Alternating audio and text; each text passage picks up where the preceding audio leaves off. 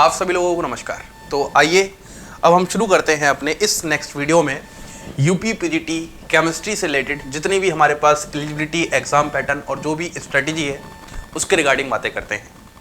तो जैसा कि आपको पता चल चुका है कि आप सभी लोग हमारे Sumit sir classes TGT and PGT channel पर आ चुके हैं। इसको आप मैक्सिमम लेवल पर शेयर कीजिए ताकि मैं आपके लिए दिन ब दिन बहुत ही बेहतरीन जानकारी ऐसी लेते आऊँ जो जहाँ पर डाउट्स होती हैं बहुत सारे स्टूडेंट्स के माइंड में, क्या चाहिए आपको एलिजिबिलिटी क्राइटेरिया में, सिलेबस कितना स्पेसिफिक आपको पढ़ना है और किस तरीके से आपको सारी चीज़ें फॉलो करनी है। तो आइए शुरू करते हैं अपने इस वीडियो के साथ। तो इसमें सबसे पहले तो जो एक इम्पॉर्टेंट बात है, आपकी एलिजिबिलिटी क्राइटेरिया आपके पास एमएससी इन केमिस्ट्री होनी चाहिए। और एक जो बहुत ही शानदार बात है जो बाकी आपको पीजीटी एग्जाम्स में नहीं देखने को मिलने वाली है, वो बात कुछ ऐसी है कि यहाँ पर बीएससी ऑनर्स केमिस्ट्री जो स्टूडेंट्स हैं वो भी अप्लाई कर सकते हैं। ये अपने आप में इस एग्ज़ाम को बाकी सभी एग्ज़ाम से थोड़ा यूनिक और अलग बना देता है। जो सभी स्टूडेंट्स खासकर दिल्ली यूनिवर्सिटी में बीएससी ऑनर्स केमिस्ट्री करते हैं, और बहुत सारी जो अच्छी यूनिवर्सिटीज़ हैं वहाँ पे बीएससी ऑनर्स केमिस्ट्री करते हैं, वो भी इस एग्ज़ाम के लिए एलिजिबल है। मतलब बीएससी के बाद ही आपके पास सरकारी नौकरी पाने का बहुत ही सुनहरा अवसर है ये। उसके बाद एक और बहुत ज़बरदस्त बात है कि यहाँ पर इस एग्ज़ाम में बीएड रिक्वायर्ड नहीं है, बीएड नहीं चाहिए।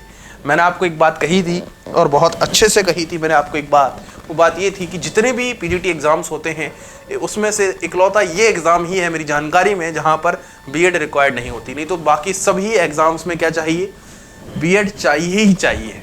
चाहे वो केवीएस हो, एनवीएस हो या फिर एचटेट एग्ज़ाम हो, आरपीएससी का फर्स्ट ग्रेड हो। और यदि मैं गलत हूं तो आप इसको सही भी कर सकते हैं, क्योंकि हम सबको चीज़ें थोड़ी सी एग्जाम्स के बारे में एकदम डिटेल तो पता होती नहीं, क्योंकि ऑफिशियल वेबसाइट्स पे भी इतना डिटेल में दिया होता है। और खासकर यूपी पीजीटी के बारे में तो बहुत ही कम जानकारी मिलती है। तो यहाँ पर बीएससी ऑनर्स केमिस्ट्री वाले स्टूडेंट भी अप्लाई कर सकते हैं। और बीएड जरूरी नहीं है, लेकिन हाँ अगर किसी के पास बीएड एमएड वगैरह कुछ है तो वो एक्स्ट्रा स्पेशल क्वालिफिकेशंस के नाम पर नंबरों में जोड़ दिया जाता है, जिससे आपको बाकी सभी स्टूडेंट्स से थोड़ी प्रायोरिटी मिल जाती है। उसके बाद बात करते हैं कि अपने पास क्या है। तो ये अपने पास सब्जेक्ट है। सब्जेक्ट में कंसर्न सब्जेक्ट जैसे मान लो केमिस्ट्री है तो उसमें आपके पास 125 क्वेश्चंस आने वाले हैं। 125 क्वेश्चंस होंगे जिसको आपको हर एक क्वेश्चन का 3.4 मार्क्स होगा और टोटल मार्क्स आपके पास 425 होंगे, जो कि आपको 2 घंटे में करना होगा। और आपका जो वेटेज है 85%, मतलब पासिंग टाइप का वेटेज है। लेकिन मैं फिर से कह रहा हूँ मेरिट उठती है तो आपको एक मैक्सिमम स्कोर अच्छा सा स्कोर करना है, ठीक है। उसके बाद 50 मार्क्स जो होते हैं वो आपके इंटरव्यू के होते हैं। यदि आप इसमें 40+ लेके आ रहे हो तो आप बेस्ट हो, मतलब हो गया, आपका फाइनल सिलेक्शन हो चुका है। क्योंकि जो अपना स्टूडेंट है अभी उसके 41 आए थे तो उसका सिलेक्शन हो रखा है। तो इस तरीके से बहुत सारे स्टूडेंट जो 40 अराउंड लेके आ सकते हैं। बाकी चीज़ें वेरी भी हो सकती हैं थोड़ा सा, मैं आपको बता रहा हूँ। और फिर लास्ट में स्पेशल क्वालिफिकेशन के भी आपको 25 मार्क्स मिल रहे होते हैं, जिसमें doctorate degree, MEd, BEd, national level के स्पोर्ट पार्टिसिपेशन, ये सब चीज़ें काउंट कर ली जाती हैं। तो सबसे शानदार बात ये भी है कि यहाँ पर आपका कंसर्न सब्जेक्ट के अलावा कुछ नहीं पूछा जाता, चाहे वो पेडागोजी से रिलेटेड हो, टीचिंग एप्टीट्यूड से रिलेटेड हो, जी के जनरल अवेयरनेस से रिलेटेड हो, कंप्यूटर, हिंदी, इंग्लिश, जो बाकी सभी स्टेट लेवल पे पूछा जाता है वो इन सब में कहीं नहीं है। इस सेंट्रल लेवल पे जो पूछा जाता है वो भी इन सब में कुछ नहीं है। तो अपने आप में एक बहुत ही शानदार एग्ज़ाम है यार। मतलब मैं कहूँगा एक बार तो लिखना बनता ही है यहाँ पर। ये अपने आप में एक बहुत ही शानदार एग्ज़ाम है, क्योंकि इसमें कोई भी सरदर्दी नहीं है, सिर्फ सब्जेक्ट वाली सरदर्दी है जो कि आप ज़िंदगी में अपने 5-6-7 सालों से झेलते जा रहे हो। उसके बाद अगर अपन बात करते हैं तो यहाँ पर रिटन एग्जाम जो होगा वो ऑब्जेक्टिव टाइप का पेपर होगा। 125 मल्टीपल चॉइस क्वेश्चन होंगे इन टोटल, 3.4 मार्क्स होंगे, भी बताया 2 आवर्स का होगा, नो नेगेटिव मार्किंग। ये भी अपने आप में एक और शानदार बात कि भाई यहाँ नेगेटिव मार्किंग भी नहीं है, there is no negative marking. 50 marks, ये सब कुछ अपन ने अभी डिस्कस कर रखा था। उसके बाद अगर बात करते हैं कि एग्ज़ाम प्रिपरेशन स्ट्रेटेजी क्या होनी चाहिए, तो भाई सबसे पहले तो ये कि आपको यूपी पीजीटी सिलेबस के थ्रू बहुत ही अच्छे से गो थ्रू होना ज़रूरी है, क्या सिलेबस में दिया है क्या नहीं दिया है। उसके बाद आपको देखना है कि पीजीटी एग्ज़ाम का जो पैटर्न है वो क्या है, इससे आपको एक पूरा आइडिया लगेगा। और फिर प्रीवियस ईयर क्वेश्चंस, जो कि एक शिल्पी प्रकाशन करके किताब आती है, उसको आप ले सकते हैं। तो उससे आपको पूरा आइडिया मिल जाएगा किस तरह के क्वेश्चंस पूछे जाते हैं, क्या डिफ़िकल्टी लेवल होता है, क्या इजी लेवल होता है, वो सारी बातें बताई जाती हैं। और फिर लास्ट में आप टेस्ट बहुत ज़्यादा से ज़्यादा प्रैक्टिस कर सकते हैं। उम्मीद है आपको ये बात सबको समझ में आ रही होगी। उसके बाद अगर अपन बात करते हैं तो अपने पास फिजिकल केमिस्ट्री सिलेबस है, ये वाला सारा का सारा पैटर्न है जो ठीक है, वो बातें कर रही हैं।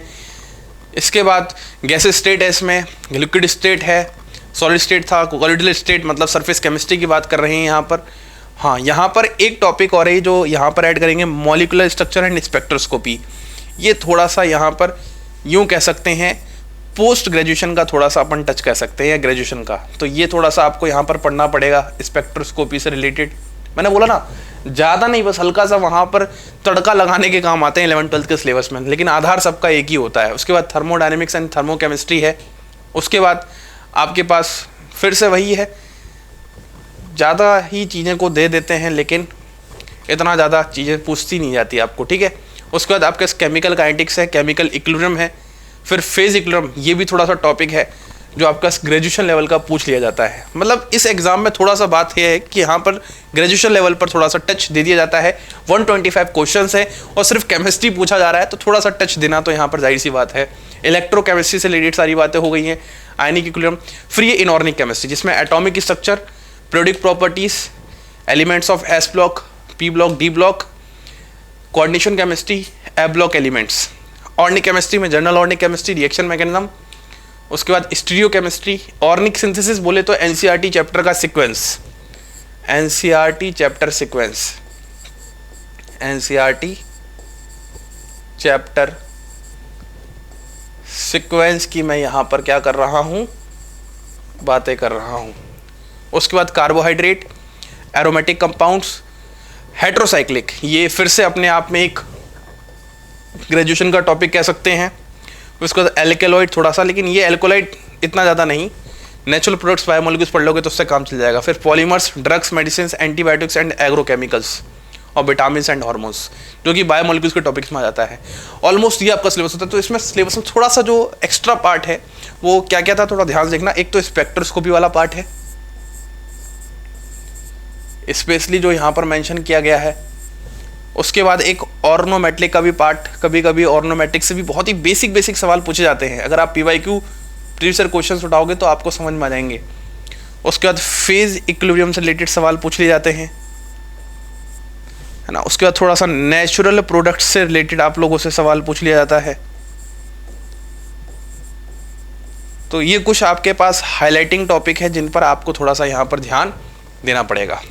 उम्मीद है आपको मैंने पेपर पैटर्न के बारे में बहुत अच्छे से बता दिया। एलिजिबिलिटी क्राइटेरिया बहुत ही शानदार था इस एग्ज़ाम का, और फिर एग्ज़ाम पैटर्न वगैरह मैंने बता दिया है।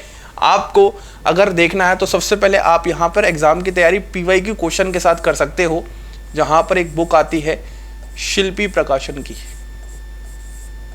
है ना। शिल्पी प्रकाशन पब्लिकेशन नाम से एक बुक है जो कि पीजीटी केमिस्ट्री के पीवाईक्यू क्वेश्चंस के साथ डील करती है। उम्मीद है आपको ये जानकारी मेरे द्वारा बहुत अच्छे से समझ में आ गई होगी। ऐसे ही और शानदार जानकारी के लिए और वीडियोस के लिए जुड़ रही है हमारे साथ। इसी के साथ आप सभी लोगों को धन्यवाद।